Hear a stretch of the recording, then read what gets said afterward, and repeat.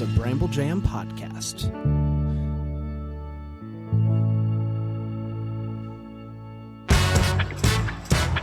This week on Yo Gavel Gavel, did a DJ ruin a poor couple's wedding?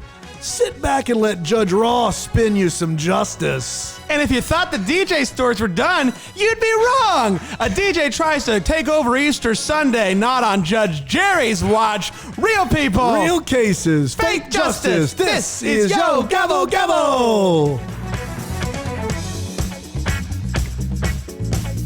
Oh, man. Boy. We don't ever talk about this before. Double DJ But we got a situation. double DJ sitch. When I heard what you said, I knew I had to throw it in there. I mean, You looked shocked like I'd said something really inappropriate. Yeah. You were like, what? Huh? You said a no-no word. In this case, it's DJ. DJ. The no-no word is DJ. Guys, welcome to Yo Gavel Gavel. Another Friday, another episode, and another edition of Justice. Am I right? It feels good to be back. I hope everybody's doing well, staying safe out there, and watching a lot of courtroom shows. We know you enjoy the Bramble Jam Podcast Network quite a bit. We got stuff for you each and every weekday. But the word on the street is that the weekend doesn't start until the gavel starts. Until the gavel drops. I mean, this is when until you hear...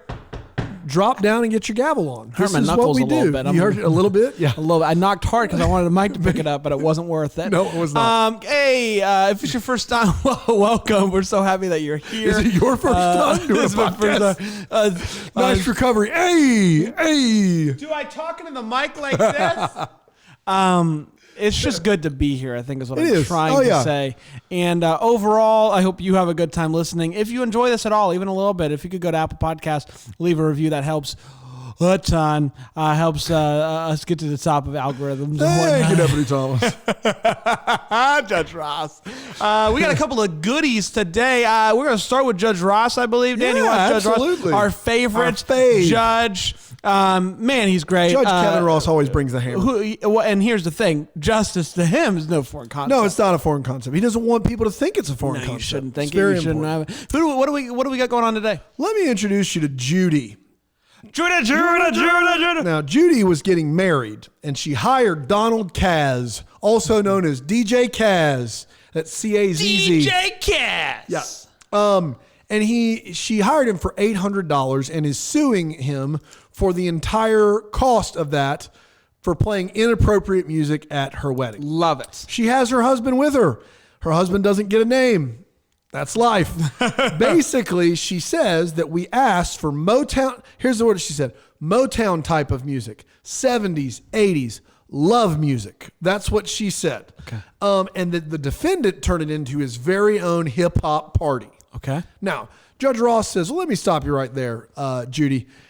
Some of the music that if you're talking Motown, 70s, 80s, love songs, some of that music's pretty risque. I know that music. That's my music. That's what he says. And Judy says, well, maybe, but it's not compared to their modern day hip hop wild and out music. Yeah. Yeah. It's not compared to the wild and out music. You don't want any part of that. You're not wrong, Judy. So he quick turns to Donald Kaz, DJ Kaz, and he goes, hey, how'd you find out about this? How'd you get this booking? He said, actually, we were recommended through church, is what he said. We were recommended through church. And Judy claimed that the contract and playlist she gave DJ Kaz had all this spelled out. DJ Kaz said, look, I played 90% what they wanted me to play. And then her daughter, Judy's daughter, requested these songs specifically. So I didn't make it my own thing. Her daughter came in. The party was hyped. It was hot. She asked me to play these songs, so I played these songs. So Ross says, let me see the contract. So Ross gets the contract. He sees the playlist. He starts reading tracks off the playlist. Some Motown, some Whitney Houston. He starts going, all right, I'm getting sidetracked because these are all my jams, right? So then he reads the Do Not playlist. First number on the Do Not playlist, The Electric Slide. Now, Judge Ross says... I agree. Judge Ross says, you didn't want The Electric Slide played at your wedding? That's a pretty common dance song. And Judy says, Your Honor, it reminded me of my first marriage, my first wedding, and it was just a sentimental thing. I didn't want it played. And he goes, okay. Also a cha-cha slide. Yeah. Basically any wedding song out of this wedding, because it reminds me of my last wedding. So she's finished that, And DJ Kaz goes, she was dancing, Your Honor. And Judge Ross goes, I'll get to you in a second. So then he goes, skeet, skeet. Don't want skeet, skeet played at your wedding. Sure. And they were like, Your Honor, like we can't have that played at our wedding. It's a wedding ceremony in our honor. Like we're not going to have skeet, skeet played. That has no place at a wedding. Like very proper about it. I agree. And they didn't want anything hip hop like that. So he turns to DJ Kaz. DJ, did you get the list? I got the list, Your Honor. I got the list. Did you play the list? I played 90% of what they wanted me to play. The reception lasts 4 hours. Toward the end of the reception, we started going with a little bit more upbeat stuff. Party was hot. Daughter came over and asked me. Most of these suggestions were from the daughter, right? So at this point, Kevin Ross decides to recollect about his wedding. He said, that's good. Look, I got married, and like the wedding does start with all the slow dances, and then it starts to get a little bit more jumping as the party goes on. People get a little more comfortable, if you know what I mean. And then it gets going. Is that what happened? He's like, yeah, that's what's happened. All right, Ross. And so he said, I bet Ross is a good dancer. I'm sure he's a great dancer. So DJ Kaz says, I started playing these songs, and the plaintiffs were enjoying them. I cannot make that clear enough. I played the electric slide. They didn't tell me to come stop playing the electric slide. They danced the electric slide. They knew every move of the electric slide. They danced it. They didn't tell me to stop playing music. They were having a blast. They were having fun. They were dancing. I played the music they wanted me to play, and then I started playing requests from their daughter. That's what happened. And Ross goes, did you guys dance to the electric slide after you asked him not to play it? And they said, Your Honor, we did do the electric slide. They said that, which I thought was great. What can you do? We did do the electric slide, Your Honor. We decided we just would go with it, and we'd go with the flow. We didn't want to ruin the entire evening. But then young people started going crazy. And they said this. Young people started going crazy with skeet, skeet this, and drop it like it's hot that. And then the crowd laughs. And then the husband chimes in and goes, get money, got money, all of that. Yeah, I know what you're talking about. And Judy goes, Judge Ross, we asked for Stevie Wonder. Like we asked for Stevie Wonder. That's right. And then DJ Kaz, before Ross can answer, goes, the party was hot though. The party was hot. The customer was dancing. It's my job to get the customer dancing. The customer was dancing. And now Judge Ross is ready to make his ruling. Yeah. Okay. You know what, man? Like if you are a DJ, have a contract, send me your play, send me your do not play. I do not care if Jesus Christ himself comes and asks for the electric slide. If it's on the do not play list, you don't play it because the wedding couple, that's your customer. That, not the party. The party's not your customer. They're your customer. They said do not play. And listen, you play the electric slide. You don't want to look like the bridezilla who storms over to the DJ and turns off the slide. You don't want to be that person, so you roll with it, of course. And so, no, get out of here, DJ Kaz. Judge Ross is going to rule in favor of the plaintiff here. Abide by your contract. Abide by the rules. Don't play those songs.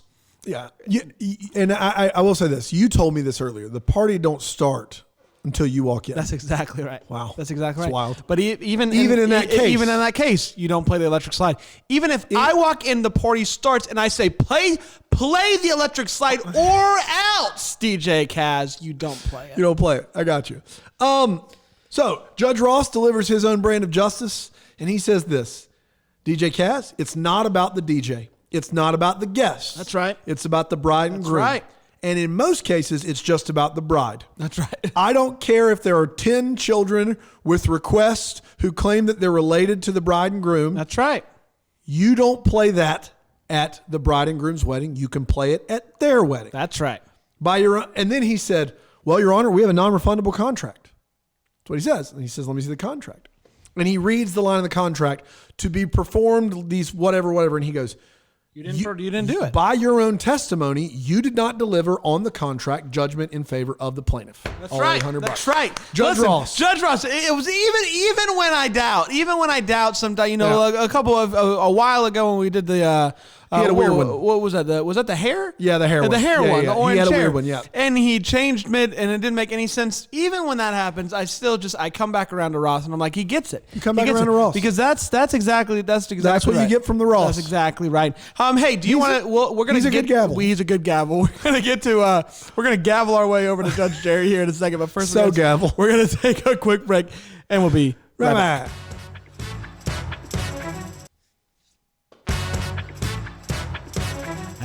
quarterback. Man. Oh, and from the University of North Carolina. Yo, Chicago Bull. I don't think that's the song. No. It's a little bit slower. No. Yes, huh? Yeah, huh? Yeah. You want me to pull it up? I got it. You want me to pull it up? I got it. It's that.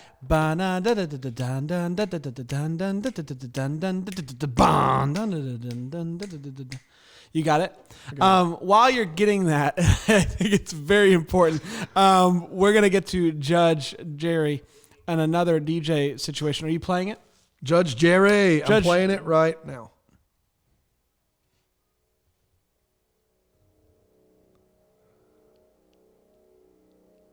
Here it comes. That's not what you were doing at all. You were like, da-na-na-na-na-na-na-na-na. It didn't sound anything like this. How do I make that I don't know, tone? but it sounded completely The different. melody is exactly the same. Oh my gosh. I was talking about what it sounded like. You can't make that tone. We can take it to Judge Ross. We'll take it to Judge. Judge Ross. My buddy humiliated me on a podcast. Are you ready for this one, Judge Jerry? We have DJ Lyndon Moore. Yep. Who is suing Jason Major for $750 due to a breach of contracts. Are you ready to go? I'm ready. Lyndon Moore is a DJ. He walks in. He's got his suit on and a ginormous bling bling situation. Like, that's why I hired DJ Lyndon Moore for that's my exactly wedding. right. Yep. So DJ Lyndon Moore, he is more than just a DJ. He's also a promoter. He puts on shows, goes to clubs, brings in people. Sometimes he does his own DJing. He's been doing this for over 34 years. And he says, in my 34 years of doing this, of putting on shows, I have never once had a situation where I was double booked like I did here. Are you ready? Wow. So he is suing Jason Major. Jason Major, he says that he and Jason Major verbally agreed to him bringing in a DJ group named Jam Pony Express. Jam Pony Express, they were going to do a show the Saturday before Easter Sunday, so the day before Easter, okay? Mr. Major owns a club, and they were going to do the show. The Jam Pony Express was going to drop it like it was hot at that club. Turns out Mr. Major double booked. He said that Mr. Major booked a party on the date that they had agreed upon, okay? Okay. So Mr. Major says, listen, here's how the business works for me. This is what I do every single time. In order to book an event at my club, you need to make a $50 deposit. Without that $50 deposit, I move on. I do my own thing. That's what happened here. $50 whole dollars. He didn't give me the. If you're serious, you'll come down to the club. You'll give me $50, and then we'll start talking. Yep. So Mr. Moore did not pay the $50, and he says, I did not pay the $50. Okay. And he. Mr. Moore says that Mr. Major said that Mr. Moore never sent any sort of contract between him and the Jam Pony Express. So typically how it works is the promoter creates a contract with the talent, in this case Jam Pony Express, and then you take that contract, you send it over to the club, and the club owner then goes from there. So he said no $50 deposit and no proof that Jam Pony Express was actually coming, right? Got it. And so he's like, listen, he didn't do anything to show me that he was serious, and so I moved on. Mr. Moore says that he was never asked for money. He was never asked for $50. And B, he says that they had text conversation about it leading up to the event and never brought it up. Mr. Major keeps interrupting. He's like, not true, not true, not true. And at one point, the bailiff comes over and he yells at him. Gets kind of in his face, and he says, conduct yourself like a man and stop talking. Wow. And everybody applauds. Wow. It's a big moment. Jerry.